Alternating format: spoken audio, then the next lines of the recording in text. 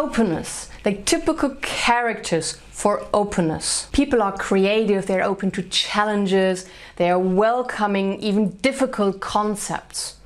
People who are low in this dimension are much more traditional, they dislike changes, they like to keep it the way it is, they don't really like many new ideas disturbing them in their environment.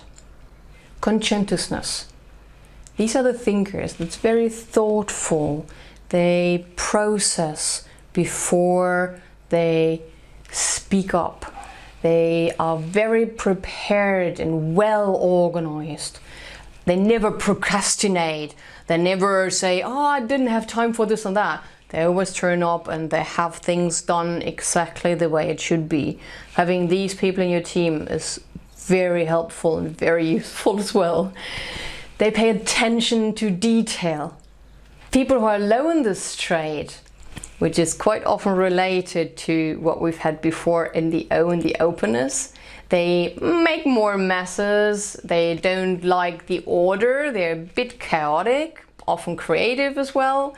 They dislike structures and they procrastinate more often and therefore fail to complete their task.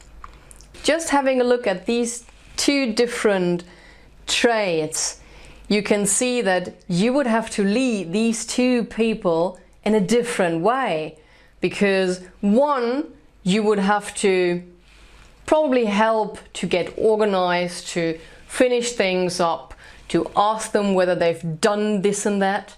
The other person, there's no need to do that, but you have to check whether they're not perfectionist, whether they're not going into the very, very last detail, losing time on this. Different leadership styles. The third dimension is extroversion. People who are high tend to be very social. They get their energy from talking to others. They reload their batteries by being with other people. The more introvert gain their energy by being by themselves, being in nature, reading a book, meditating, being alone. That's the major difference. So there's often a different picture about extrovert or introvert, but this is the major core difference where they gain the energy from. Agreeableness. People high in this trait tend to have an altruism, like Mother Teresa probably had a very, very high level of agreeableness. They don't like to discuss, they don't like to get into conflicts. They're trying to avoid difficult situations. They just agree to something to finish it, to not talk about it any longer. They're very empathic and they show a pro-social behavior. They enjoy helping. And again, as a leader, be aware, having these people in your group, what you should do with them, whether you should maybe help them that they're not abused by others. Those people low in this trait of agreeableness tend to be more competitive, sometimes even manipulative. And they don't care about other people's feeling that much. This is something you listen to in different conversations.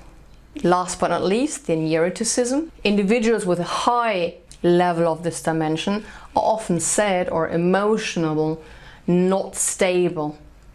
They are not really stress resistant and moody, feel anxious in many situations, which is not often or not always understood by their environment. Those who are low in this trait are very resistant, they're emotionally very stable, they worry less, and they're rarely ever depressed. Now you know the 5 dimensions, the 5 traits of personality, the big 5.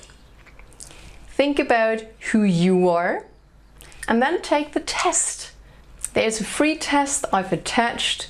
It gives you some readout And I think it gives you some information. But if you know yourself quite well, you probably know already where you are. But you might be surprised by one trait which is in a different level than you would have expected it to be. Have fun with yourself, figuring out who you are.